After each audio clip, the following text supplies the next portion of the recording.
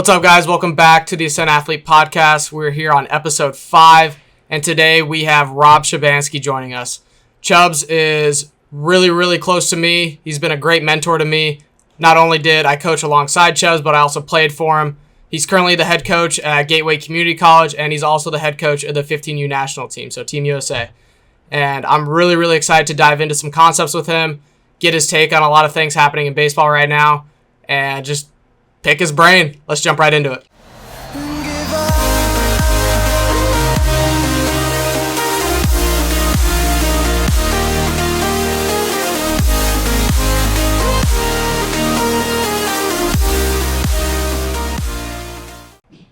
Okay, so Chubbs, I'm so excited to have you on, man. I alluded to it a little bit before, but you've helped me so much in my own personal baseball journey, from playing to coaching.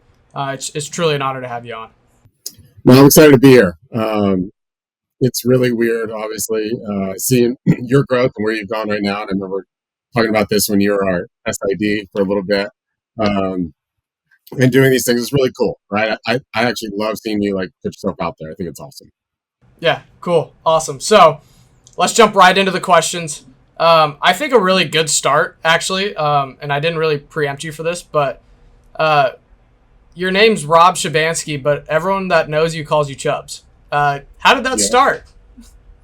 Well, it's a long story. Not really a long story, but pretty much depending on where I'm at in the country, I have a different nickname. So I kind of know people from wherever. So back home, I'm originally from Vegas, so in Nevada, everybody calls me Shoe. And primarily because when I was a freshman in high school, I wore a size 12, and I was 5'7". So everybody kind of knew me as Shoe. And then when I got to college, I played with a guy. He was from Kansas, had a really bad drawl. He had a really hard time saying my last name. He used to call me Shabansky all the time. And so one of the guys had shortened it, and he just started calling Chubbs. And then he started having our head coach. He's like, call him Chubbs, call him Chubbs. And then our head coach, Jerry Kindle, a great man, he called me Chubbs, and then it just stuck. I love it. I think that's great insight just to your journey as well. You've been all over the place, man. So walk me through a little bit about your journey in particular, right? So tell me about your playing career, how you kind of got into the coaching stuff, and where you are now. Yeah. As far as my playing career, like I mentioned before, I grew up in Las Vegas. I went to 2 high schools, which is the norm now.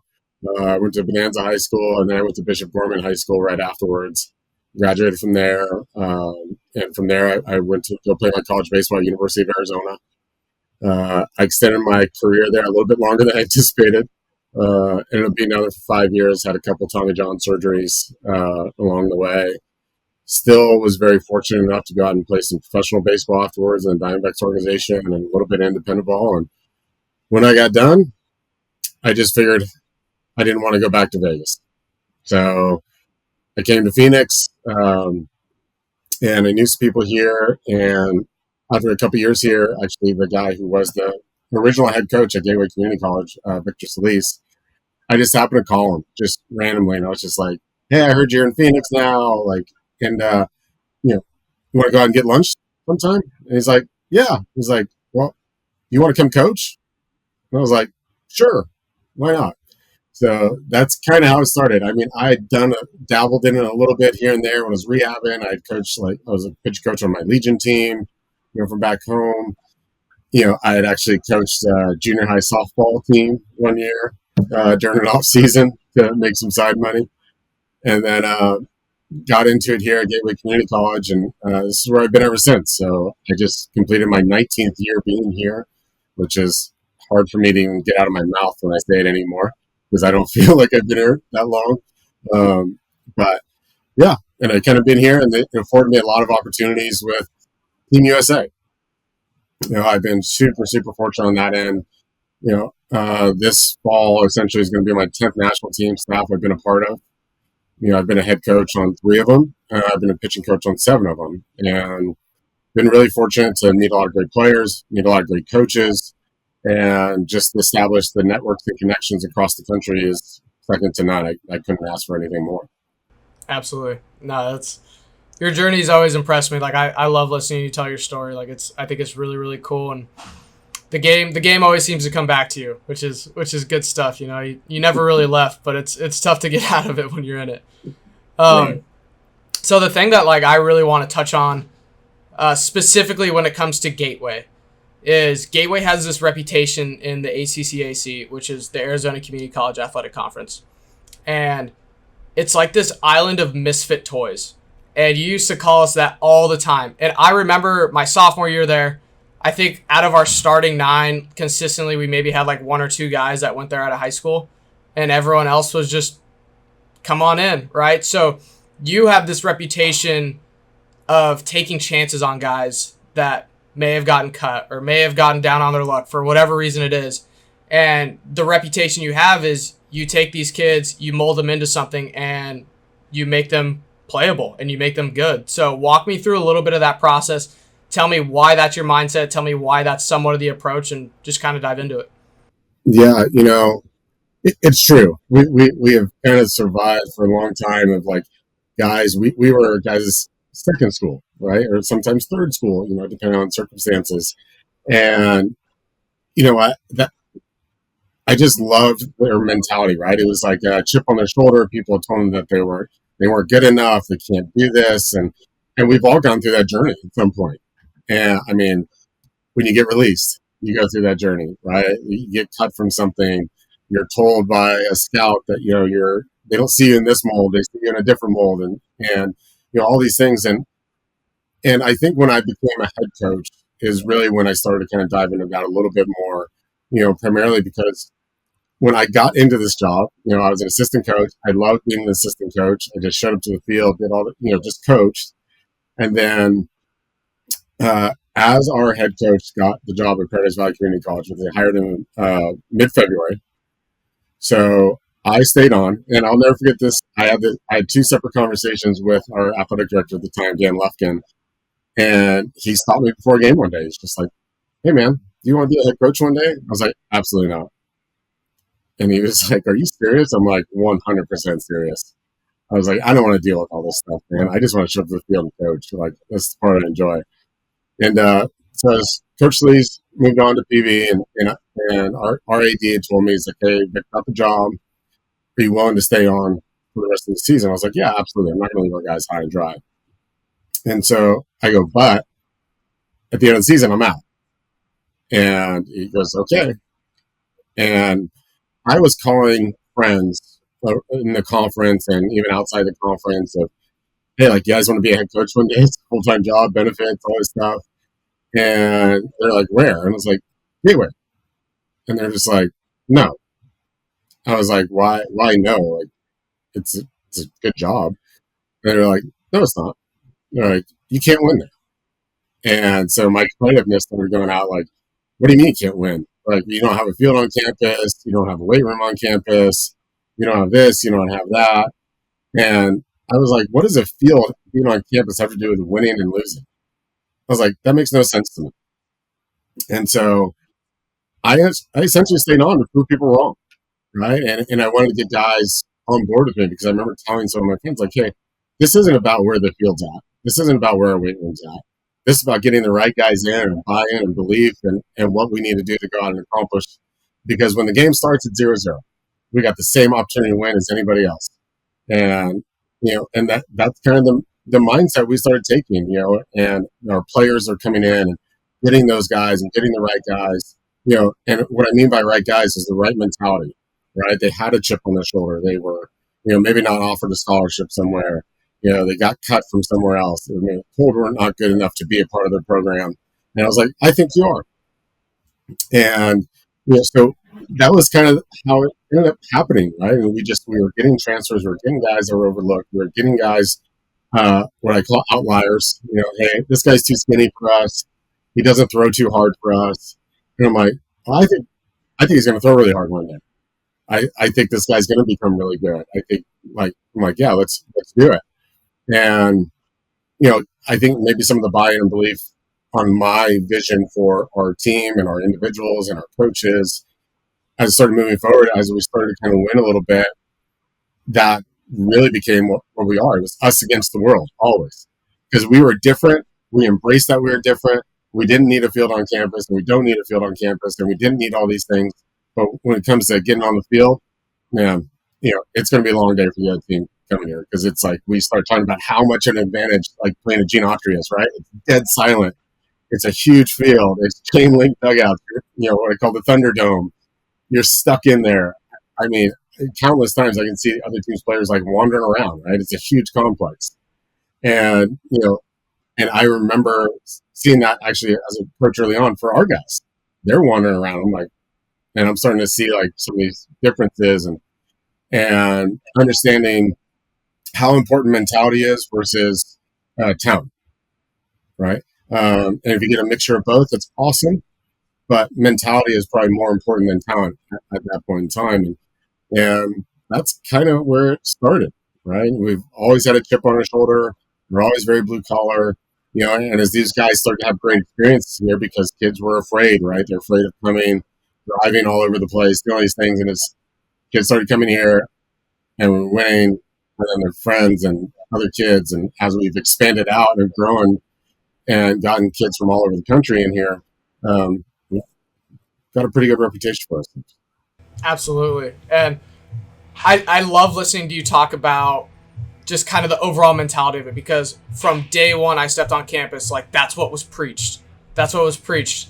And I actually think the first conversation we had as a team when I was a part of that was, you guys are all here because someone didn't believe in you, but I do.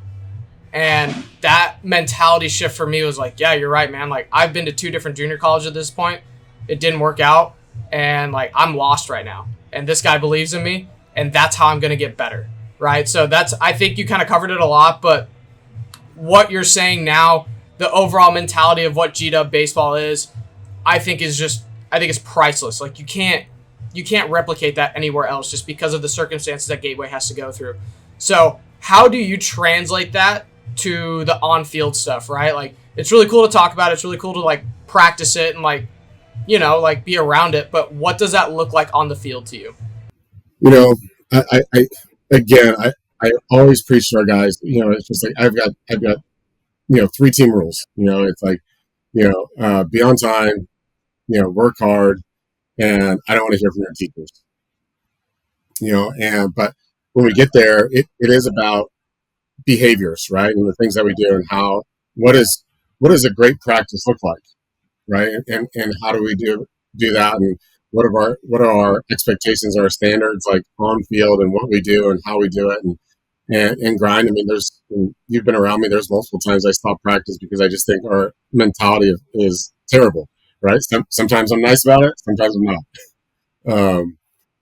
But I think on field, it is that ability to be open to learning, right? And be willing to accept what I give you.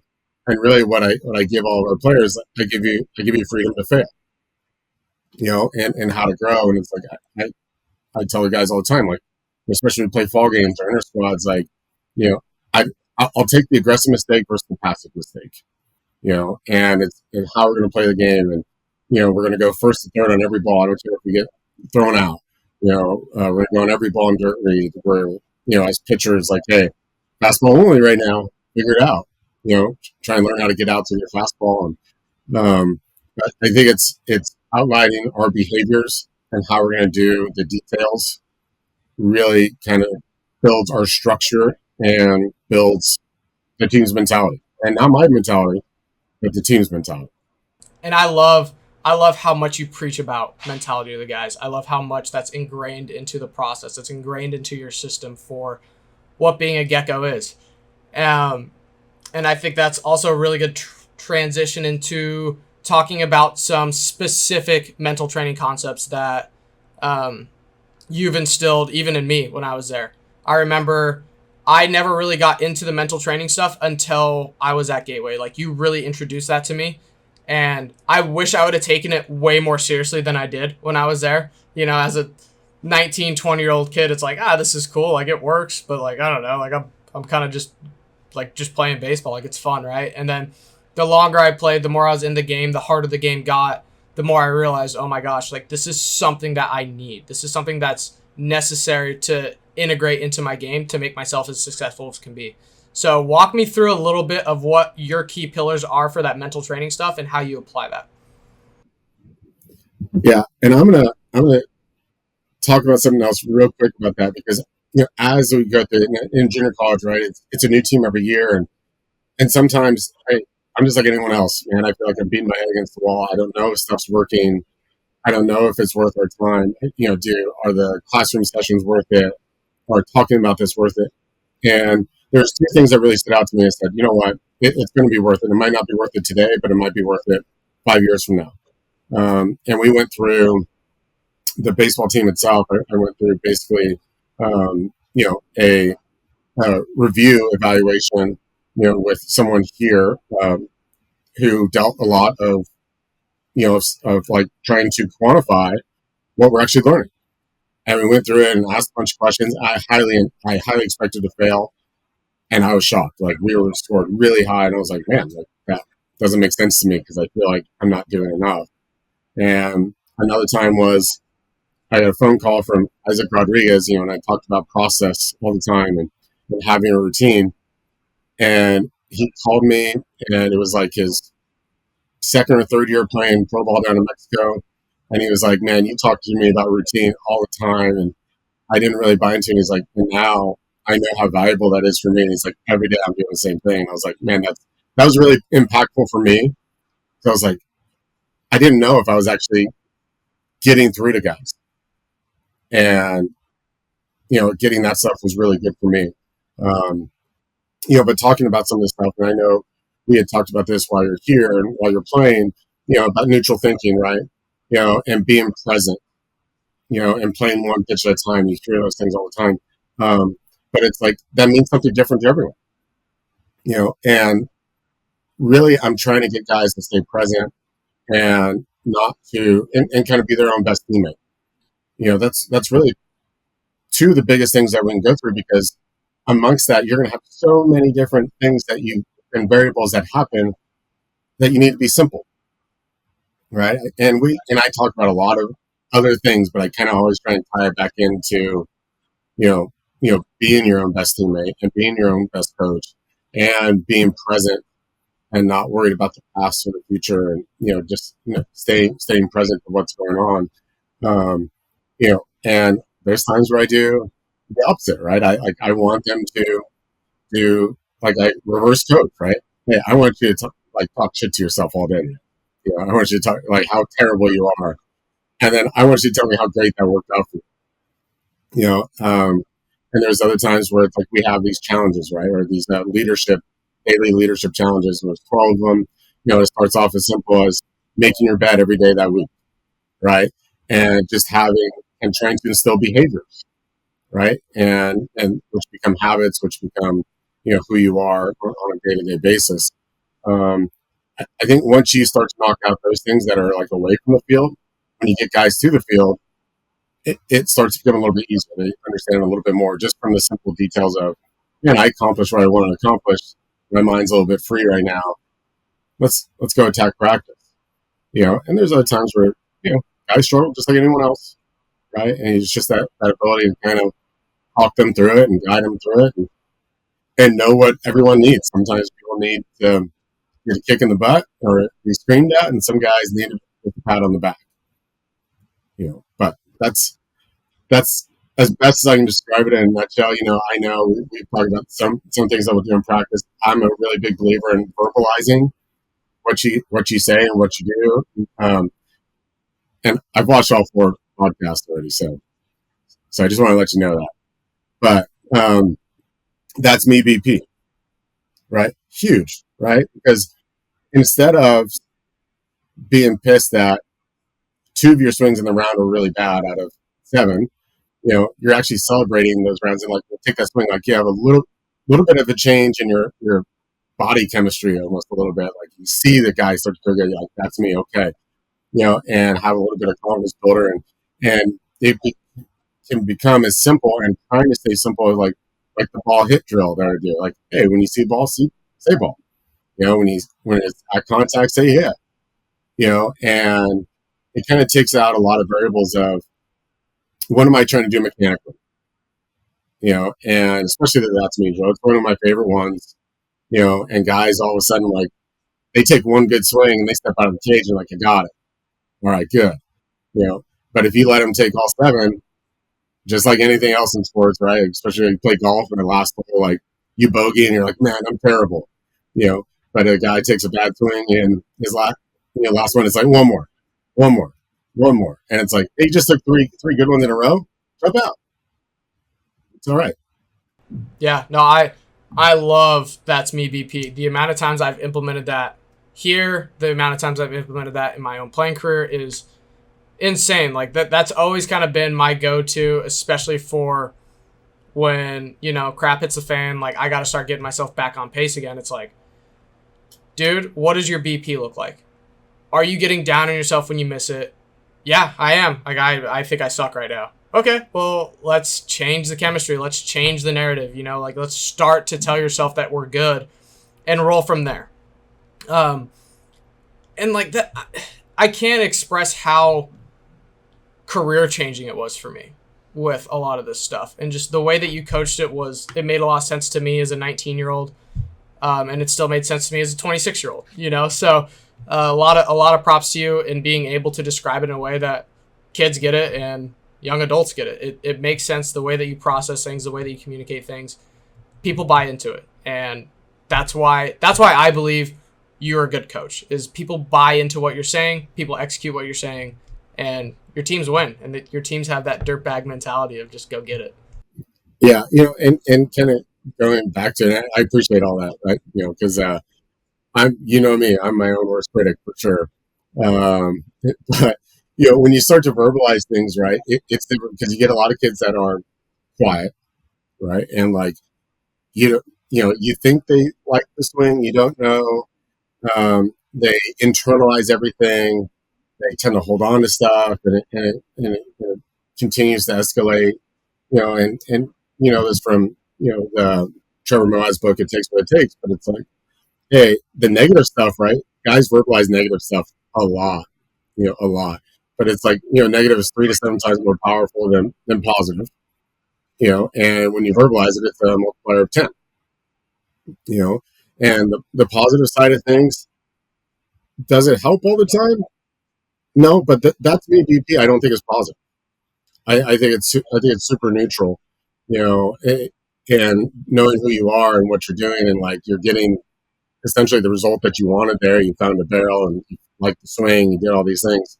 But the negative side is sometimes like we focus so much on that, right? And sometimes we focus on that too much as a coach, and you just verbalize all this negative stuff all the time, and then it's like, yeah, by the end of the day, I don't know how you got it.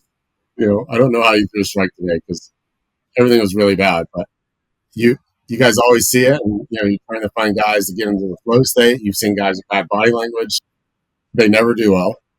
You see guys with great body language, and it feels like they're super consistent, right? And the bad body language guy is super consistent too, but on the other side of it, consistently bad.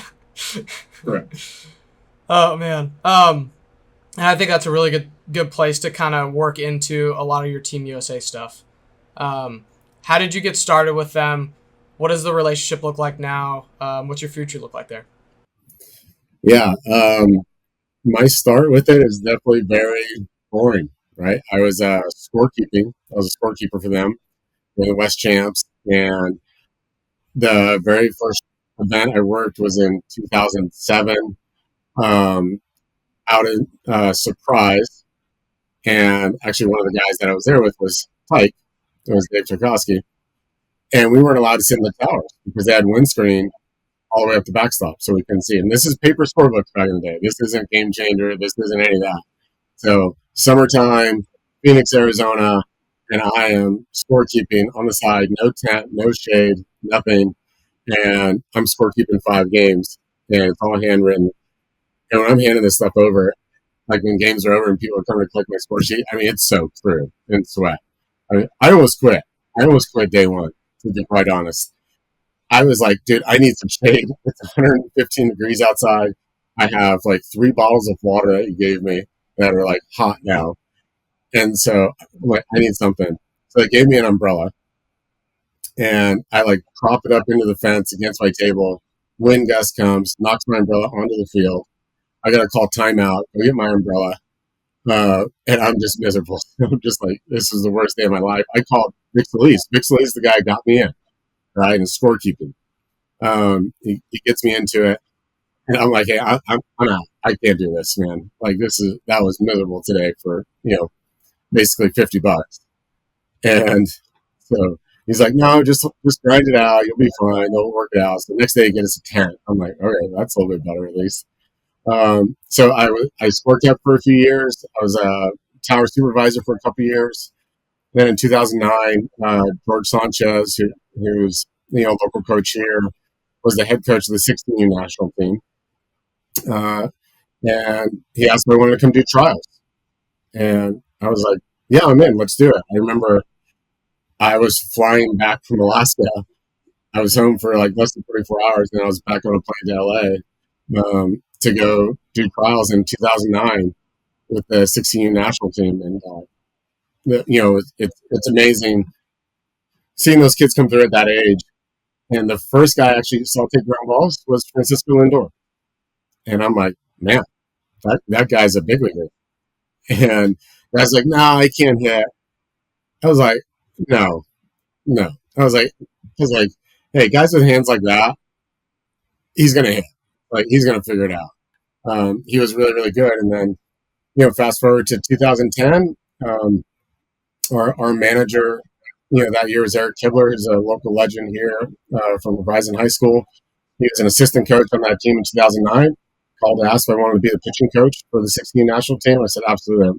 Yeah, I'm in 100%, whatever I need to do. And even that was a crazy story because the turn, like where it was located, we weren't going to be allowed to go. It was too dangerous. We lost a bunch of guys. And then all of a sudden they changed the location of the tournament. We were back in. And this is pre-PBR. Like PG was kind of in infancy a little bit. So it's us calling recruiting coordinators across the country, like we're the best kids. And, and some of the guys we pulled in were great. I mean, Ryan Burr was one of them out of Colorado at the time. And ended up pitching the big leagues in ASU. And the other guys, I guess you kind of heard of him, Corey Seager. He's pretty good. And on that team, I mean, our middle infield was Corey Seager and Alex Bregman. Matt Olson was our first baseman, who really was in there to pitch first. Because he was like an 88, 89 mile-an-hour right-hander, physical. And then we played a scrimmage game in Minute Maid, and he hit one on the second deck. And we're like, maybe this guy can hit a little bit. So we played first base. Timmy Lopes played third, who got to the big leagues a little bit. Alberto Moore was in center, who got to the big leagues.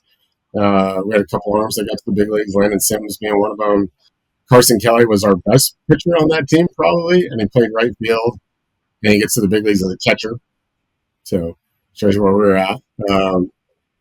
But that was my introduction. We won the gold medal that year, and we played Mexico in Mexico with Roberto Osuna starting on the mound for Mexico. The stadium held probably about 8,000 people, and there was probably about 12,000 people there. It was an incredible environment. My first real scenario in international baseball where it's a little bit hostile. Like they definitely did not want us to win, and so we win. And then 2011 was the World Championships, and I got asked to come back again and be a pitching coach, and I said I'm in 100%. And we won the World Championship that year, and that was actually the last year of 16U international baseball. So it was transitioning to 15U the following year, and then I was out for a few years, just kind of working West Champs out here, and then got a golden opportunity from Jason Washburn. He was going to be the manager of the 15 national team in 2015. I'll never forget, I was driving home. I was at a gas station, and I saw his name pop up on my phone. I was like, man, I haven't talked to Washburn in a long time. Wonder what's up. He called and just said, yeah, you want to be in? I said, yeah, with you, 100%. Let's do it. So we go in 2015. We win the gold medal again, which was, another incredible journey. And incredible players and staff and all that. And then, I tricked someone enough. They keep asking me to come back. And 2016, I got asked to be the pitch coach again, which was a crazy summer. I spent time in Phoenix and Miami and Panama, back to North Carolina. I got sick along the way, so that was fun. And then ended up in the World Championships in Japan, that year. And, we super underachieved there. We won the bronze, kind of had a untimely loss to Cuba that really knocked us out of the gold medal game. The first time in my experience, I've never been a part of that. I've never been a part of, trying to play for the gold. It was a super weird feeling. Like, I attacked it the best I could, but it was like, even the kids, like, it's just weird. And, we win and we get the bronze, but it was just like just a pit in our stomach. Like, we weren't willing to accept it. And, and then in 2017, we had to change the national team directors again. And Ashley Bratcher, USA Baseball, reached out to me and asked if I wanted to be the head coach. And I was like, yeah, like I need to fix what happened last year. Like, this can't happen again. And so we played in Colombia, that year in Cartagena, Colombia. And we actually won gold medals from a rainstorm with the Dominican. Game ended short, and so we both won gold. And I don't know, I wasn't really accepting of that. And then 2018, I wasn't on staff. I was a part of trials, and really I was trying to help USA Baseball win their first ever World Championship at the 15U level. We were on this unbelievable streak at 16U. I think we'd won like 47 games in a row at some point. But in the 15U level, we had not won a world title. And so that was a huge undertaking by that staff that year. Jason Maxwell and his crew with Troy Gerlach and Manny Crespo and Adam Mosley. And they go down to Panama and win the gold medal, right? Win the World Championship. It's huge. First time in USA Baseball history. Super pumped. And then, 2019, I was just kind of going to work camps and I was going to go help out at trials because now I was a veteran at this point. And a pitching coach had to back out last minute, and the manager, Troy Cameron, called me. And he's like, hey, you in? I was like, absolutely, I'm in. Like, let's go win this thing. So went back to Mexico, for the Pan Am Games, and and we win the gold medal there. We beat Panama and win the gold medal, and in a tightly contested game, and we come away with the win and a gold. And then 2020 was COVID, nothing happened. I wasn't going to be part of that staff, and but just kind of helping like I've done in the past. And then 2021 comes around, and again, the pitching coach, the guy Adam Mosley is going to be the pitching coach for the 15U national team, accepts the position for the 18U national team, and so I get asked to do it again.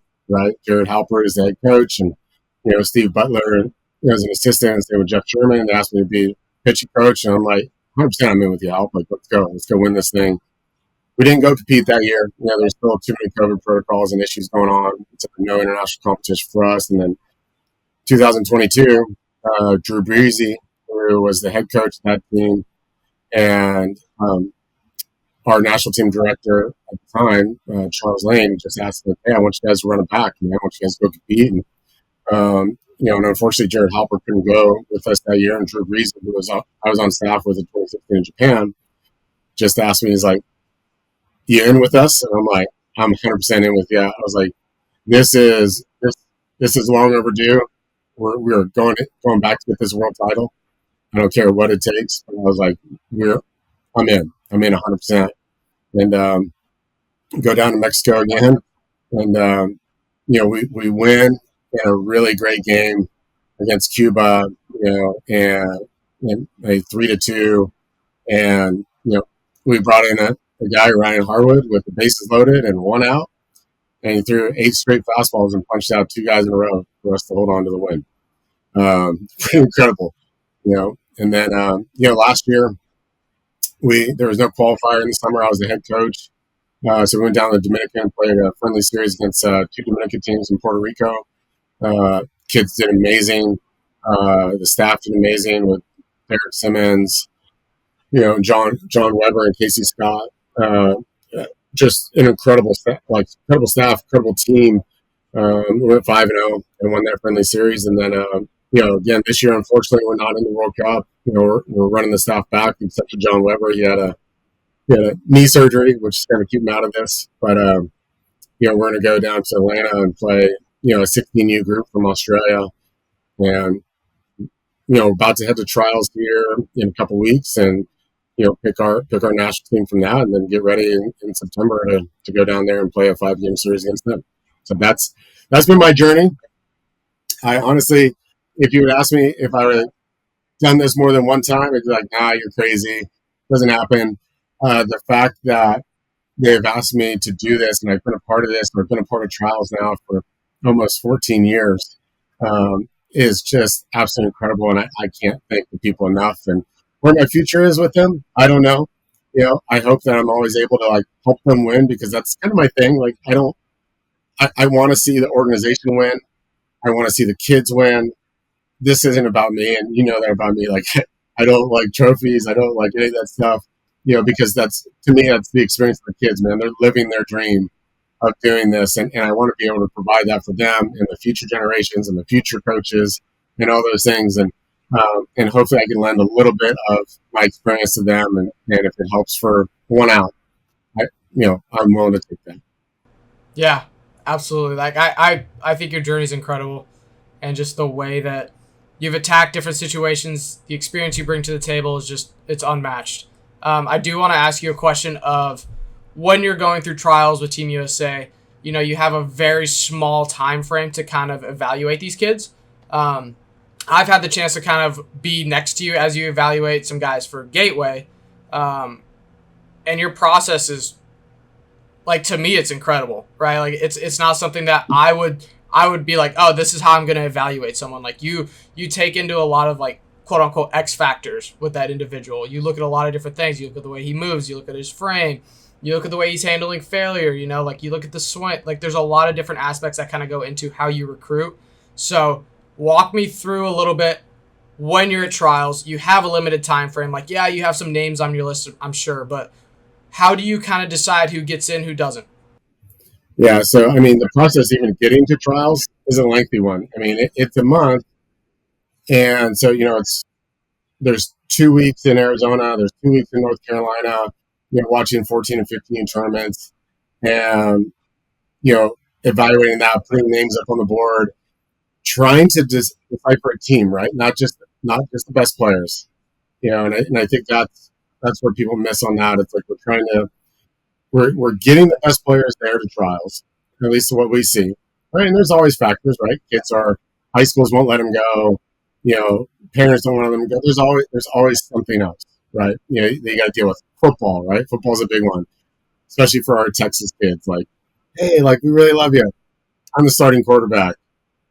Oh, so yeah, you probably can't miss that, So, but when we get them to trials, so we've all seen them play. We have an idea. Now it's put them in an environment with the other best players in the country, and see what happens, right? One of the first things I try and tell them to get them to breathe, because you get kids in there, and it happens at Gateway too, but it's the start of that thing. They're going out there to try and impress us, and they're trying really hard and all this stuff. And you're not being you, And I address them in the room the very first night once they all fly in, and we get them from the airport over to the hotel, and I sit down with them, and I just look. You guys did something to impress us already. That's why you're here. You're here because you were you. I need you to go be you. If you're a guy that doesn't hit homers, don't try and hit homers. If you don't throw 92, don't try and throw 92. Be you. That's why you're here. And so I try and harp on that with them. And with 15-year-olds, 14, 15-year-olds, it's tough. There's a lot of factors, environmental factors with it. Parents, they've been away from home. They're doing all these things. Pressure, school, all this stuff. And, some people can handle it really well. other people can't. And then you've got to kind of see that a little bit too. Like, hey, is the guy just putting too much pressure on himself? Or, hey, sometimes it does happen. Mom or dad puts too much pressure on them. And they kind of cave, and some guys don't. But that evaluation process is just going out and watching them, and especially in the trials, like we're trying to select the best team, right? And fitting pieces in here or there. We're very limited. We only have a 20-man roster. So if we had 25, it would look a lot different. But we have 20, and so we've got to make sure we have catching, right? Guys that can handle high velo. And I know some people don't understand, like at 15U, what type of velos these kids are throwing. They think that, their kid that throws 82 miles an hour at 14, 15 years old, it is really hard. That is really hard for them. But there are freaks of nature out there that are, I've seen up to 95. I've seen a lot of kids, that are going to be 88, 90 with a really good breaking ball, a really good change up, or, things like that. And so catcher's got to be able to handle that, right? Guys that are not afraid of the moment, right? Guys that are tough. Essentially not much different than it is here, right? It's just the evaluation process versus a football, right? Which we have like 12 weeks. We've got 6 days, and we're taking kids out of the country. Are they great teammates? That's a huge one, man. If they're not a great teammate, man, that'll kill a team in a hurry. Especially if you got a couple guys that aren't that way, or things like that. It can hurt your team. It can hurt the mentality of it because it's a distraction. And sometimes you don't know what the distraction is. But that's some of it. At the point where we've come to trials, we have watched how they move. We've seen their secondary stuff. We've seen how they base run. We see how they defend. We see how they handle adversity. Now it's amplified. Now all eyes are on you. It's basically staff coaches, 4 other coaches coaching each team, and you are in the spotlight. And so the heat gets cranked up. And I tell them that too. Like, I'm like, yeah, I'm going to be tough on you, and I'm going to see what you can handle. Because when you're trying to win a gold medal and it's bases loaded with 1 out, and everybody in the stands are chanting, Cuba or Si se puede, Cuba. I was like, and there's nobody there that is actually cheering for you except for our parents. And I was like, can you go out and throw strikes? Can you catch a ground ball? Can you step in the box and catch a barrel? Right? Can you have a great AB with it? Can you do that? Also, can you handle making an error, walking a guy, punching out on a pitch that's a foot off the plate, and be ready to go handle it again when you get another opportunity? And that's a huge one. It's a really big one. Yeah, and it's awesome to hear how you don't really change the way you handle the guys from Gateway to Team USA, right? Because even when I was at Gateway, I remember a huge precedent was you're here for a reason. I saw something in you that I like. That's why you're here. Take the pressure off. Go be you. And being you is the easiest and hardest thing to do in the world, especially with 19, 20-year-old kids, and it gets even harder at 15-year-old kids. Because even with the stuff I deal with here, what is like everyone's biggest fear right now that I see a lot in like these young kids is, what do my friends think of me? What do the people around me think of me? Like, all they care about is what they're perceived as. So, dude, you just got to go be you. You can't change that. Like, there's only one. There's only one of you. Go be you. So it's really, really cool to kind of hear you keep that message consistent. You keep instilling that into the kids, and ultimately that's going to set them up really well for everything, right? Like if you're you and you know that, and like you're going to fail, you're going to go through trials and tribulations as a ball player, as a person, just living life. Always go back to being you. You'll be just fine. Yeah, and it's happened in trials too. It's like it's not about your stats, and that's what guys don't understand. It's not about your stats, right? And we've had plenty of guys that have come in and have great trials, or great falls for us, or whatever, and like don't make the team, or they get redshirted, or whatever in whatever capacity it might be. And we've had other guys that like really struggle, punched out a bunch, made some mistakes, did all these things, and they made the team, right? And it's not about your stat lines, right? It's about what do you bring to the table? Are you going to make this team better? Are you going to help propel us forward? Because there's a lot of what I call a little bit of selfishness of where what do people think of me, right? I think that's a little bit of a selfish mindset as opposed to like, no, I'm just worried about myself, which sounds weird to say like worried about myself is not selfish, but it's be who you are, right? Be true to your core, right? That's actually not selfish at all, right? That's maintaining you. That's maintaining your relationships that you have with people. It's how you treat your coaches, how you treat your player, how you treat your family, how you treat people in the community, all these things, right? But when you're worried about your stat your stat line versus the team's success or the community success or whatever, that's selfish, right? And it's like, how do you lead? And I think that's one of the things that I always try and talk to guys, like, what is leadership and how do you do it? Right? So, and everyone's different. Absolutely. And just you saying that right there reminded me of something you told my team year in and year out at GW. And that is when you're dogpiling, your stat line doesn't matter. And that is so powerful, man. Because like it's true, right? Like when you're dogpiling with the boys, when you're out there celebrating a big success, a big team effort, you don't care what your stat line is. You just care about that you won, right? You care about that your team is better than every other team. That's what matters. And like it's true, man. Like I love hearing that. And it was really funny just for me to be like, man, Chubbs used to tell us that every day. Like especially come playoff time, it's like, I don't care what your stat line is, you won't either when you're dogpiling. It's like, man, that's powerful. Powerful stuff. Yeah. Which, like, speaking of great quotes, what's the most powerful quote you've ever heard? Like, what's something that you live by? You I've been thinking about that one since you sent this over to me, and it's like I've heard so many things right over the years, and one thing that I kind of keep going back to was told me when I got into pro ball was keep your blinders on.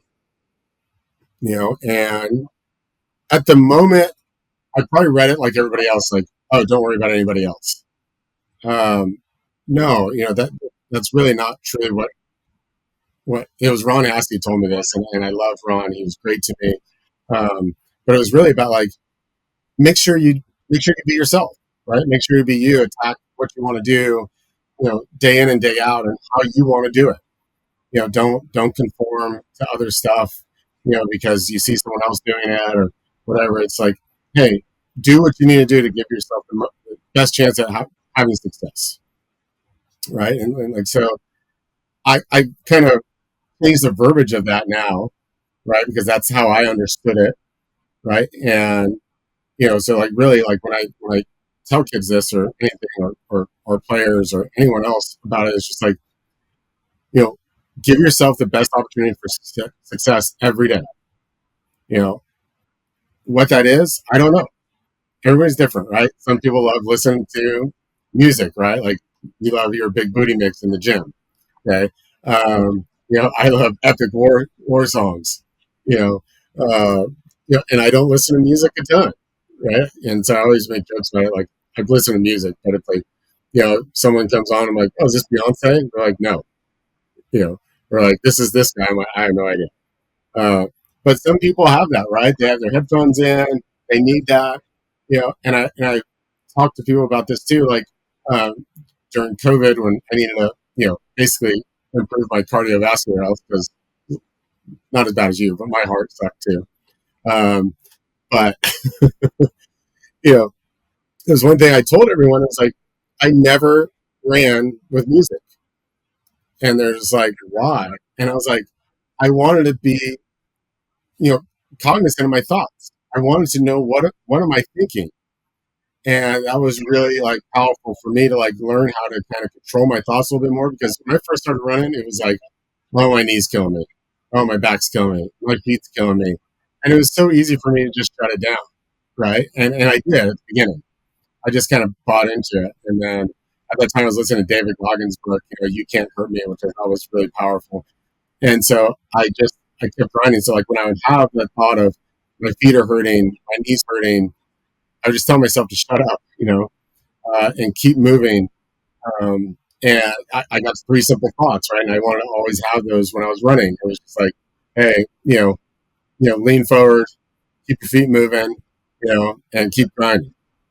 And that was the only three things I tried to think about. And it got a little easier each time, going from running a quarter mile without, trying to catch my breath to, running a mile to two, to three, and all those but it was so powerful for me, for my thoughts, right? And like, that gave me great insight of like trying to talk to our guys about, be aware of your thoughts, right? Because thoughts become things. And, that was huge for me. And also, some of the reason I don't run with headphones, I live kind of out in the middle of nowhere to a certain degree. So there's lots of wildlife around I want to be aware of. But it really did tap into my thoughts and like how easy it was for me early on to shut down, and how hard it was for me to learn how to control it and keep it turned on and keep moving. So, and it just gave me a different avenue or viewpoint on how to talk to players or other people about. Yeah, and I love that. We're just even bringing up anchor statements right now, where you're talking specifically about the three kind of key words that you're using to keep yourself running, right? And those anchor statements, you helped me build mine when I was at Gateway. You helped me build mine even when I was playing professionally. Like, you're unreal at helping people with the mental skills, and I love that. So that kind of is a really, really good transition into our next question. But what is the most powerful book that you've read, or some of the most meaningful books you've read? Yeah, that's a good question. I mean, obviously, Trevor Noah's book, It Takes What It Takes, I thought was huge for me, and it impacted how I thought about the mental game process, right? And it was more about life and everything else, and how to understand that side of things. And so as I listened to other books, right, it gave me an avenue of like, no, this is actually very, very neutral what this person is doing. But it was like, It Takes What It Takes. I thought was a great one just to have a great baseline understanding of mental skills process, because everybody's process should be different, and it means a little bit from something else to every other person, right? You can't always have the same things, like some of these books out there say. But it's like, It Takes What It Takes. David Goggins, You Can't Hurt Me, and the other one, Chop Wood, Carry Water. Those are probably the three best books that I really enjoyed reading or listening to. What's hilarious, Chubbs, is you know me very well at this point. I'm not much of a reader.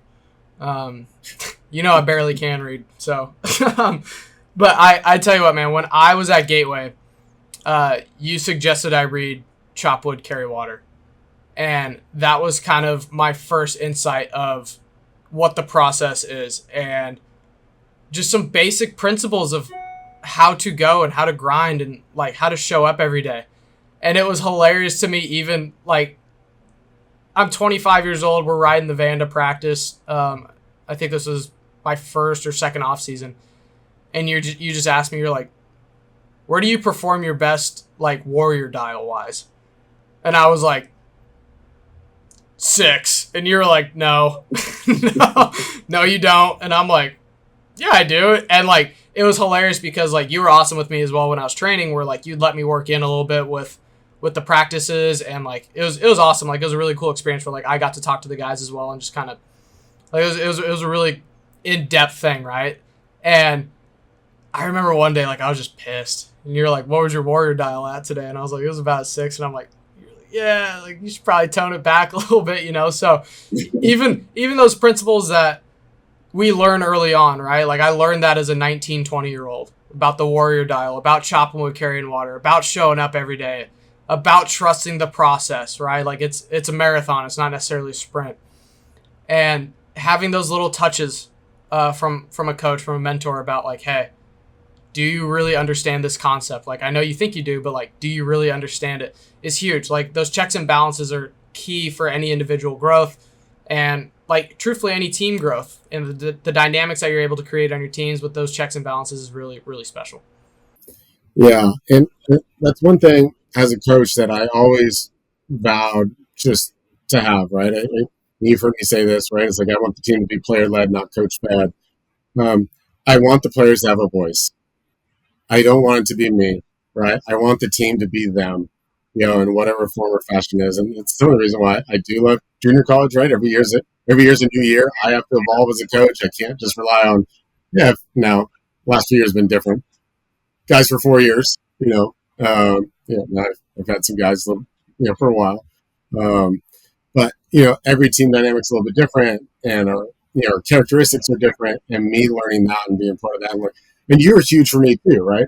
Because you now had the young experience coming in, right, and being on level with the players and understanding maybe some of their struggles or the things like that. And it's not that I don't understand those struggles, but their struggles are the same but are presented differently, right?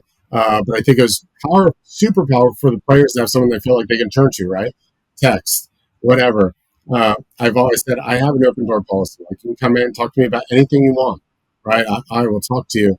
And as we've moved in the back, and we weren't on campus in COVID, I felt like I lost touch with the players a little bit because they never saw who I was, right? I'm just an idiot like anybody else. But and you've seen this, right? Freshmen get around me and they're just scared to death of me, and I'm like, "What's wrong with you?" Ross Smith, right? I love Ross, but he was so intimidated by me. No matter if I yelled at him or he didn't say a word, it was the same intimidation factor. And I was just like, or even if I just had a normal conversation with him, I was like Ross, like, what's wrong, dude? And he's like, I don't know. I'm like, why are you so scared of me? But so it was huge to have you on our staff, right? To be a part of that, to kind of break that barrier, for some of these guys, and as like they start to learn me a little bit more, they start to kind of get a little bit more comfortable in understanding those things. And yes, there's times where I'm like, I'm quiet, right? I'm not quiet necessarily because I'm pissed, but I'm quiet because I'm observing what's going on, right? And there are times where I'm uber quiet, and like as well, I'm doing like, oh, Chubb's about ready to explode here in a second. So I try to keep everyone on their toes that way.